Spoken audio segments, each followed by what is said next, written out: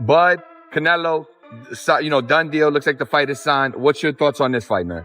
Man, it's a great fight for boxing. I know people don't agree with it, but if Canelo fights one inkling of the wrong fight, he gonna lose. If he comes out and fights the right. No, I'll be going for Bud. If he fight Canelo, I'll be going for him. I mean, I don't know if he gonna win or lose, but I definitely be going for Crawford. I think if anybody can pull it off, he can pull it off. Yeah. He's chasing greatness. Canelo Alvarez and Terence Crawford are getting ready to fight in September for the unbeaten super middleweight titles. Predictions are coming in.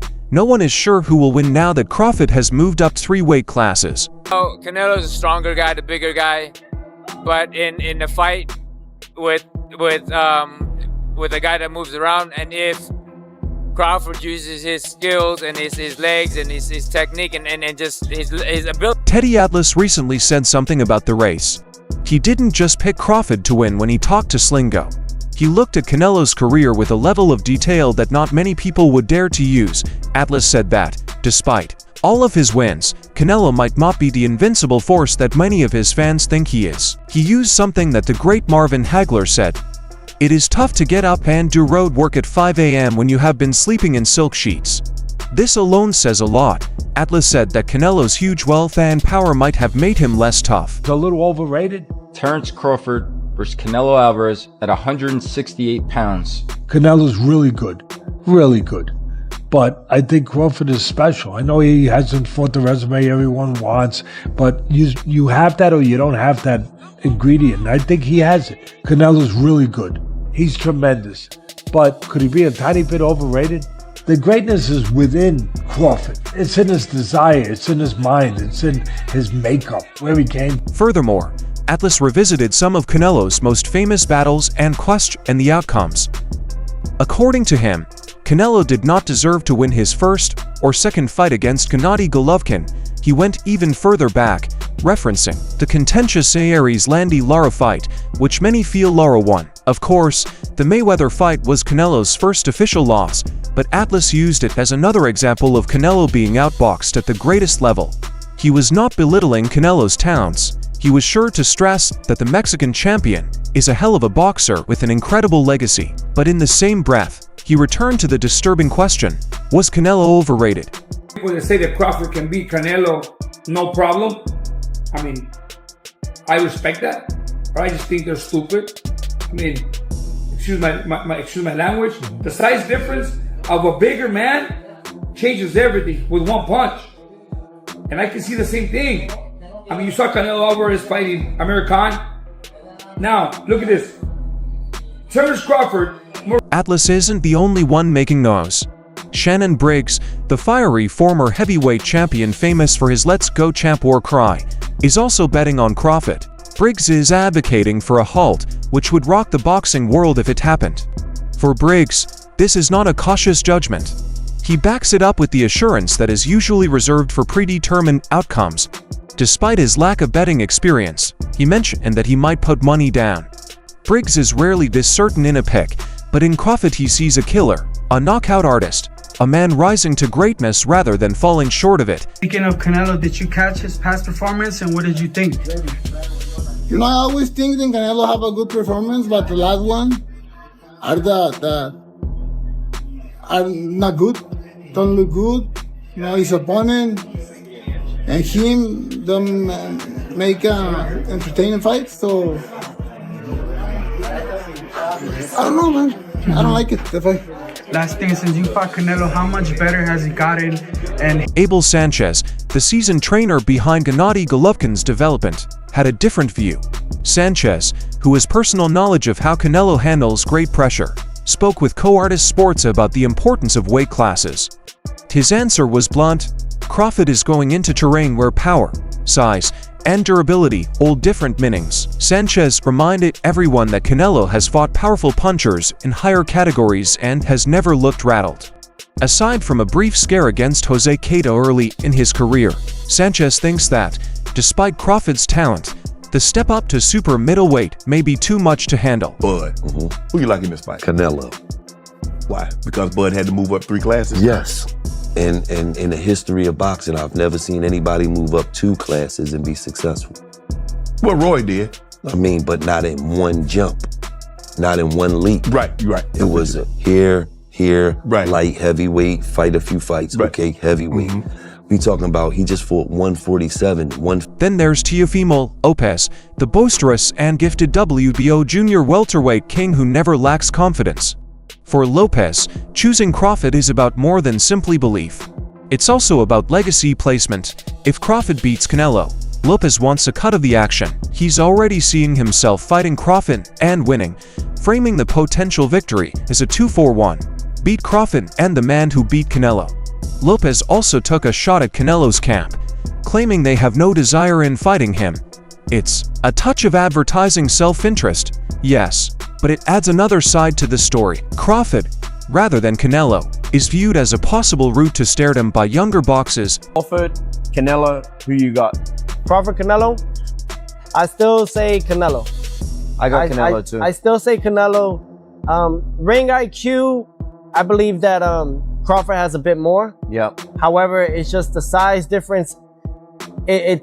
I think that where Crawford is lacking is that he should test the waters even with somebody at that weight class before facing Canelo. But hey, they say he's a dog. He's got shot in the head and drove to the hospital. So Stephen Bredman Edwards, a renowned trainer and boxing expert, shared the idea that Crawford could be the man to shock the world.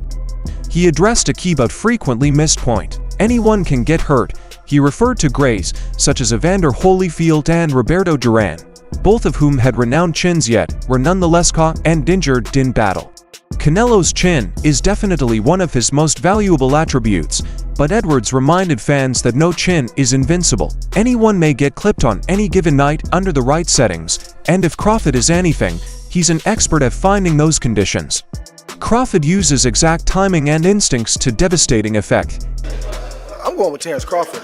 You know, big weight jump, a dangerous fight, but somebody's got to prove to me that they can break Terrence Crawford's will and that he can't figure it out against you. You know, it ain't no disrespect toward Canelo, but I've said this the last couple of years. I'm not betting against Terrence Crawford against nobody right now. Crawford's sabbatical following his August 2020 victory against Israel Madrimov did not worry Edwards either. He explained that Crawford is one of the few boxers who does not look rusty after a long layoff. Where other boxers need tune-ups or show indications of inactivity, Crawford returns as if nothing happened. That challenges common boxing theory, where rhythm and sharpness might decline after long pauses, but Edwards sees Crawford as impervious to this trend. A combatant has an internal clock that always ticks at the proper time. You know, he's just moving, but his movement is good, to be honest. Yeah. What do you do when there's a fighter that comes to not win but last? You've just heard, we can hear now, Canelo has won the fight. What do you do when someone comes to last the distance and not try and win? What should do or what? Yeah, how does Canelo avoid this? Because it happened, he feels, against Berlanga, and 90% of the... When taken together, these forecasts do not represent a consensus. Rather, they suggest a distinct split in how individuals view this struggle.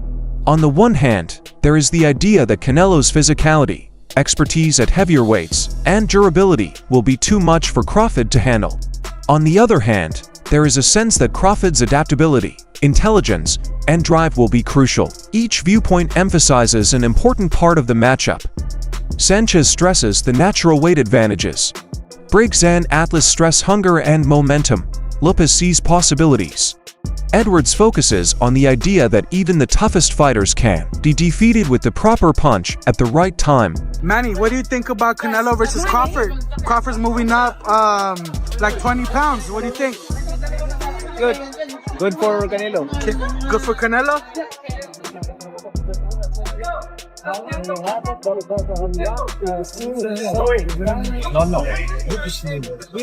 The common thread running through the majority of these views is that Crawford is viewed as a threat rather than an underdog. That says something, despite being the smaller guy. And moving up to weight classes from welterweight, many think he has the talent to unseat Canelo. That is not standard in boxing.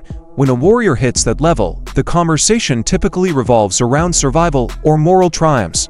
However, the focus here is on conquering, Crawford is not being cast as David, expecting to find a lucky stone. He's being portrayed as an apex predator invading a rival's area with the purpose to dominate. Last question, Mr. Boozy. Canelo Alvarez, William Skull. Right. Canelo landed, I think that broke the record for the most punches, the least punches thrown and the least punches landed in the 12-round fight. I think Canelo landed 55 punches. Right. William Skull used a lot of movement. People were calling it running. Same like a... You told me that Terence Crawford and Canelo was a 50-50 fight. You told me Terence Crawford had a chance. Right. Me, I was leaning towards Canelo because of the size. Meanwhile, Canelo's performance against William Skull has caused further worries.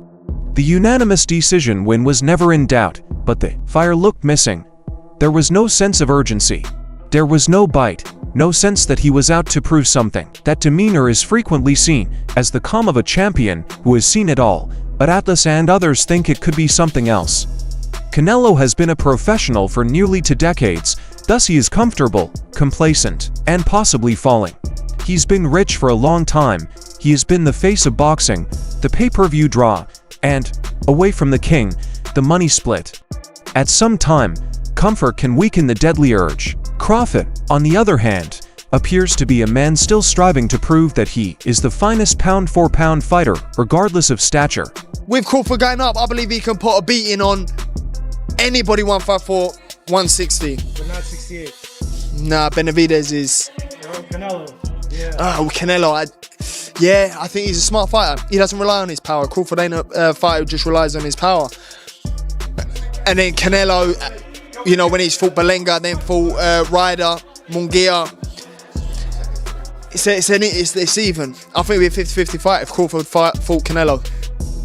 Keon Davis, a 193-pound middleweight who has sparred with both Canelo Alvarez and Terence Crawford, gives a unique and useful viewpoint on what fans should expect when the two fighters meet in September. Davis has sparred with both fighters, and while he admires Crawford's skill and versatility, he likes Canelo due to the sheer difficulty of jumping up in weight so dramatically. Davis appreciated Crawford's preparation and focus, but stressed that Canelo is a natural at super middleweight. This isn't just about strategy or technique, he suggested. It's also about physics and biology. Fighters can prepare all they want, but when they join a division where their opponents are naturally heavier and more adapted to that weight, there is a physical edge that training cannot totally eradicate. Davis described Canelo as someone who naturally sits well at 168 pounds, suggesting that his comfort and fluidity at the weight will have a significant impact on the result of the fight. Crawford's mentality and determination are undeniable, but the job of moving up several weight classes is enormous, and few boxers manage to bridge the gap. Crawford is going to fight Canelo because even if I have some doubts and misgivings about the size matchup, it is two action fighters who like to fight aggressively at times, not all the times, going against each other, and we'll see who can open the other person's tuna can, so to speak. Teofimo Lopez, the reigning WBO super lightweight champion, has modified his predictions, but his comments still provide interesting insight. Initially, in an interview with S News, Lopez predicted that Crawford would cause Canelo problems early on, then fade in the latter rounds, allowing Canelo to finish strong and possibly stop him. Lopez's evaluation was based on his experience with Canelo's ability to adapt during a fight. The Mexican tactician typically starts carefully, reads his opponent's patterns, and then applies measured, punishing pressure as the match progresses. Lopez later changed his forecast while talking with Fight Hype. This time, he backed Crawford not only out of belief, but also for his own career, hoping Crawford would defeat Canelo. Lopez sees a way forward in which beating Crawford would boost his own status. He presented it as a matter of policy.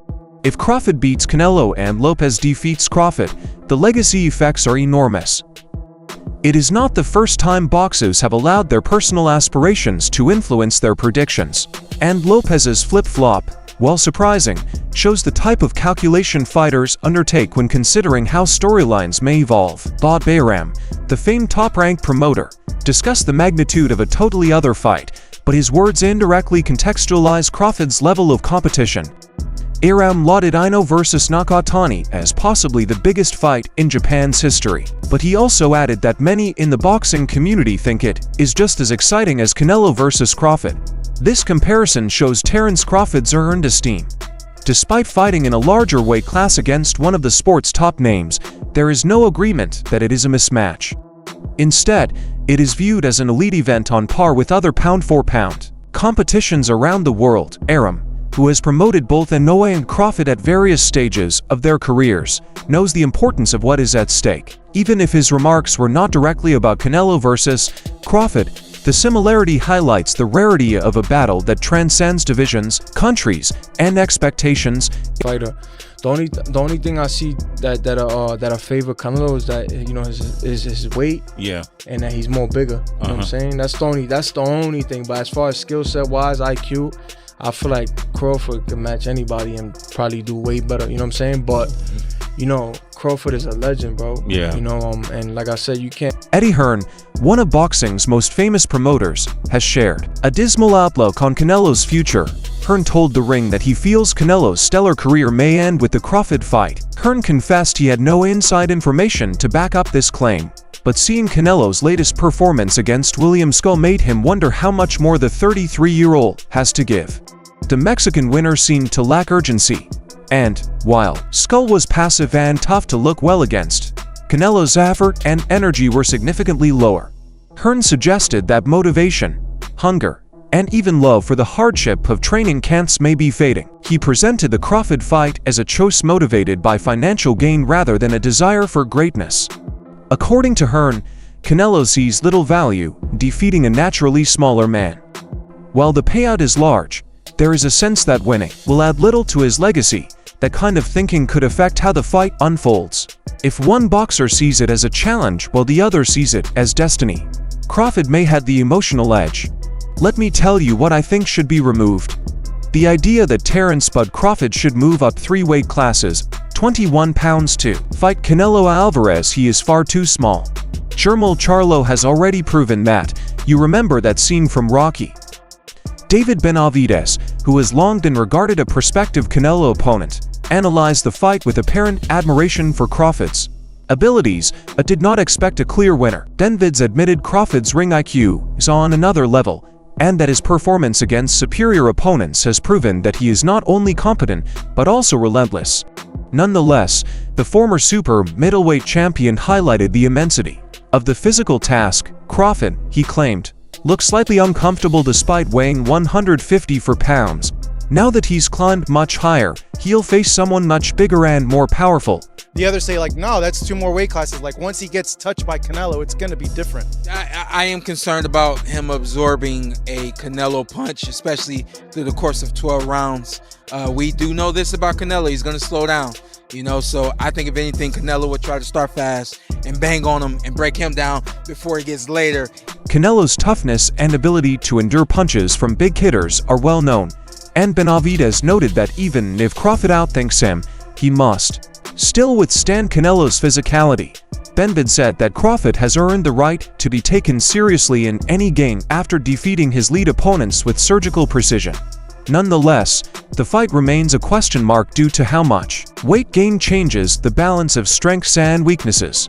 Shakur Stevenson, one of the sport's brightest rising stars, was unambiguous about his views. He thinks Terence Crawford will cook Canelo Alvarez. Stevenson, a smooth southpaw, favors competitors who rely on skill, timing, and ring IQ over physical strength. Crawford sees the entire package. When asked if the weight difference would matter, Stevenson dismissed it. He suggested that, while Benavidez is significantly larger than Crawford and would pose a size problem, Canelo, despite being solidly built, is not much taller and lacks the length that would naturally dwarf Crawford. Stevenson claimed that people are exaggerating the size difference and ignoring the fact that Canelo is not a tall super middleweight. For Stevenson, Crawford's adaptability, discipline, and ability to make corrections outweigh any physical limits.